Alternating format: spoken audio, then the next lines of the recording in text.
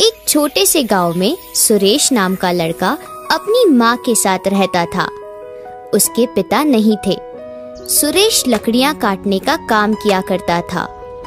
वो रोज सुबह कुल्हाड़ी लेकर जंगल चला जाता और दिन भर लकड़ियाँ काटकर शाम को उन लकड़ियों को बाजार जाकर बेच देता था। लकड़ियाँ बेचकर जो पैसे मिलते उससे ही उसके घर का गुजारा होता था। एक दिन जब सुरेश लकड़ियाँ काटकर बाजार में बेचने गया तो दुकानदार बोला, सुरेश, अब लकड़ियों की मांग बढ़ गई है। इतनी लकड़ियों से काम नहीं चल पाएगा। तुम्हें और लकड़ियाँ लानी होगी। जैसा आप कहें सेठ जी, मैं कल से ज्यादा मेहनत करूंगा और ज्यादा लकड़ियाँ काट कर लाऊंगा। ठीक है सुरेश, यदि तुम ज्यादा लकड़ियाँ लेकर आओगे तो तुम्हें उसके अच्छे दाम दूंगा। सुरेश दुकान से पैसे लेकर चला आया और घर आकर अपनी माँ से कहा, माँ, पता है सेठ जी ने कहा है कि लकड़ियों की मांग बढ़ गई है, इसलिए मुझे और लकड़ियाँ लानी होगी जिसके मुझे अच्छे पैसे मिलेंगे। कितना अच्छा हुआ ना माँ, अब मैं अच्छे पैसे कमाऊंगा और हमारे हालात बेहतर हो जाएंगे। बेटा, छोटी सी उम्र में ही तुम्हें कितनी मेहनत करनी पड़ती है। काश तेरे पिता जिंदा होते तो हमें यूं गरीबी में जीवन नहीं काटना पड़ता। पता है, जब तू लकड़ी काट कर आता है और मैं तेरे हाथों में छाले देखती हूँ तो मेरी ममता तड़प उठती है मेरे लाल। माँ चिंता मत कर, मैं खूब मेहनत करूंगा और देखना एक दिन हमारी गरीबी दूर हो जाएगी। अगली सुबह सुरेश जल्दी उठकर अपनी कुल्हाड़ी लेकर जंगल चला गया। जंगल के बाहर के कई पेड़ों की लकड़ियाँ वो पहले ही काट चुका था, इसलिए उसने जंगल के अंदर जाकर लकड़ियाँ काटने का निश्चय किया और फिर जंगल के अंदर चला गया। जंगल के अंदर जाने पर उसे एक बरगद का पेड़ दिखाई दिया जिसमें एक बड़ा सा दरवाजा बना हुआ था। ऐसा विचित्र बरगद का पेड़ और उसमें लगा दरवाजा देखकर सुरेश अचरज में पड़ गया। अरे कितनी अजीब बात है, पेड़ में दरवाजा। देखता हूँ क्या ये खुलता भी है या नहीं। वो पेड़ के पास गया और दरवाजे को धक्का दे दिया। देखते ही देखते दरवाजा खुल गया। सुरेश ने अंदर झांका तो उसे घुप अंधेरा नजर आया। अरे यहाँ तो कितना अंधेरा है, मुझे अंदर जाकर देखना चाहिए कि आखिर माजरा क्या है। ये कहकर सुरेश दरवाजे के अंदर चला गया। अंदर कुछ दूर अंधेरे में चलने के बाद उसे रोशनी दिखाई देने लगी। वो रोशनी की ओर बढ़ा तो पाया कि पेड़ के इस पार एक बहुत सुंदर गांव बसा हुआ है। अरे वाह, ये तो कहानी में ट्विस्ट ही आ गया। पेड़ में दरवाजा और दरवाजे के पार एक सुंदर गांव।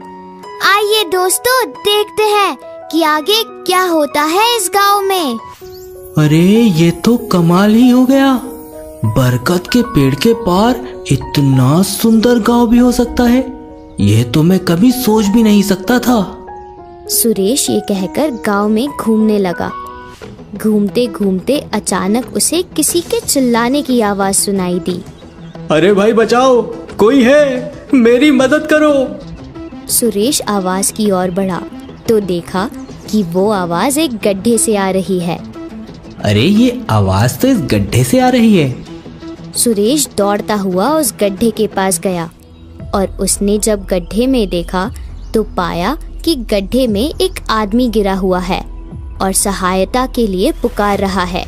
सुरेश के पास पेड़ काटने के लिए इस्तेमाल की जाने वाली रस्सी थी। उसने बिना देरी किए अपनी रस्सी निकाली और गड्ढे में फेंकते हुए उस आदमी से बोला, अरे फिक्र ना करे, धैर्य से काम ले। देखिए मैं ये रस्सी फेंक रहा हूँ, आप इसे पकड़कर बाहर आ जाइए। फिर उसने गड्ढे में रस्सी फेंकी जिसे पकड़कर वो आदमी गड्ढे से बाहर आ गया। बाहर आते ही वो आदमी सुरेश को बहुत धन्यवाद देने लगा, जिस पर सुरेश ने कहा, धन्यवाद की कोई बात नहीं, हम सबको एक दूसरे की मदद करनी चाहिए। फिर उस आदमी ने सुरेश से पूछा, तुम कौन हो? आज से पहले इस गांव में तुम्हें कभी नहीं देखा। तुम यहाँ कैसे आए? मैं एक लकड़हारा हूँ। रोज की तरह लकड़ियां काटने जंगल आया था। तभी मैंने देखा कि एक बरगद के पेड़ में एक दरवाजा है, जिसके अंदर से होता हुआ मैं यहाँ आ गया। मुझे तो कुछ समझ में ही नहीं आ रहा है कि ये सब है क्या। वह एक जादुई दरवाजा है जो केवल 10 दिन में एक बार ही खुलता है। तुम्हें शाम होने से पहले लौट जाना चाहिए, क्योंकि अगर वो दरवाजा बंद हो गया तो 10 दिन बाद ही खुलेगा और तुम 10 दिन तक अपने घर नहीं जा पाओगे फिर। सुरेश ने जानकारी देने के लिए आदमी का धन्यवाद किया और जाने लगा। तभी उस आदमी ने उसे रोकते हुए एक डंडा दिया और बोला, तुमने मेरी जान बचाई है, इसलिए यह डंडा तुम रख लो। आदमी की बात सुनकर सुरेश आश्चर्य से बोला, पर मैं इस डंडे का क्या करूँगा? यह एक जादुई डंडा है, इससे तुम जितनी चाहो लकड़ियाँ मांग लेना, यह तुम्हें दे देगा। जादुई डंडा।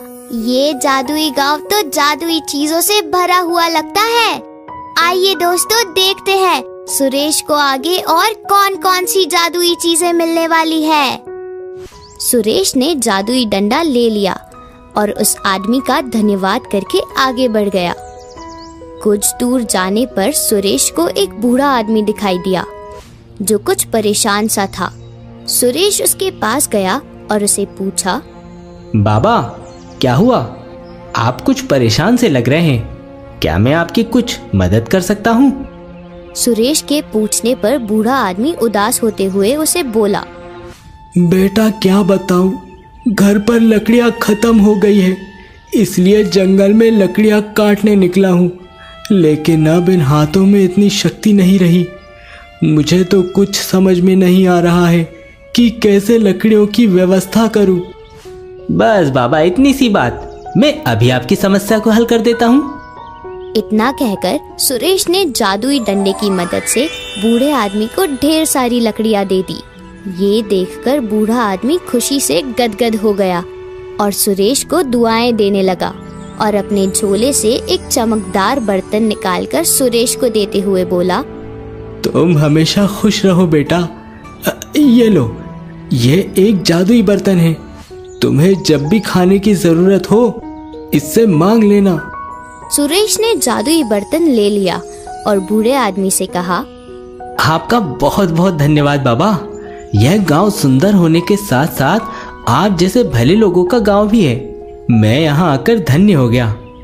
अच्छा बाबा, अब मैं चलता हूँ, आप अपना ख्याल रखिएगा। शाम हो रही थी, इसलिए सुरेश जल्दी जल्दी जादुई दरवाजे से बाहर निकल आया। वो खुशी खुशी घर पहुंचा और जंगल की सारी घटना के बारे में बताते हुए जादुई डंडा और जादुई बर्तन माँ के हाथ में रख दिया और माँ से बोला, देख माँ, ईश्वर की भी क्या लीला है। मैंने कल ही कहा था कि एक दिन हमारी गरीबी दूर हो जाएगी और उसने अगले दिन ही हमारी बात को सच भी कर दिया।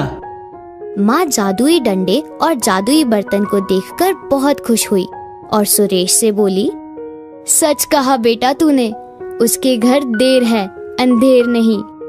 माँ बहुत भूख लगी है।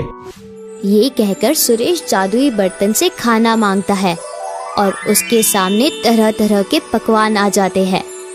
माँ बेटे मिलकर पेट भरकर खाना खाते हैं और सो जाते हैं। अगली सुबह उठकर सुरेश ने जादुई डंडे की मदद से ढेर सारी लकड़ियाँ मांगी और देखते ही देखते उसके सामने बहुत सारी लकड़ियाँ आ गई, जिसे लेकर वो दुकान पर गया। अरे वाह भाई सुरेश, तुमने तो कमाल कर दिया। मेरी उम्मीद से कई ज्यादा लकड़ियां ले आए। ये लो तुम्हारे पैसे। सेठ जी, ये पैसे तो बहुत ज्यादा है। अरे सुरेश, कमाल करते हो, लकड़ियां भी तो ज्यादा है। धन्यवाद सेठ जी। सुरेश बहुत खुश था। उसे आज से पहले इतने पैसे कभी नहीं मिले थे। वो घर गया और पैसे देकर अपनी माँ से कहा, माँ ये ले आज की कमाई। बेटा, ये आज की कमाई है? इतने पैसे तो हमारे हफ्ते के भी नहीं होते थे, जो तूने आज एक दिन में कमा लिए। हाँ माँ, तू एक काम कर, इसमें से जरूरत के लिए पैसे निकाल ले और बाकी पैसे अपने पास ही जमा रख। हम कुछ दिन के बाद बचत करके एक बैलगाड़ी ले लेंगे।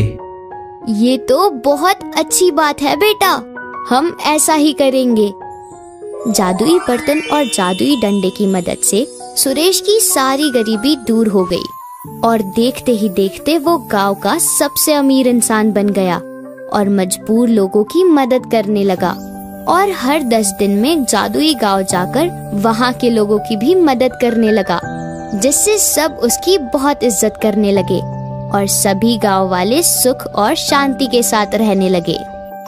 तो दोस्तों, इस कहानी से हमें ये सीख मिलती है कि सदा विपत्ति में फंसे लोगों की सहायता करनी चाहिए। भला करोगे तो भला ही होगा।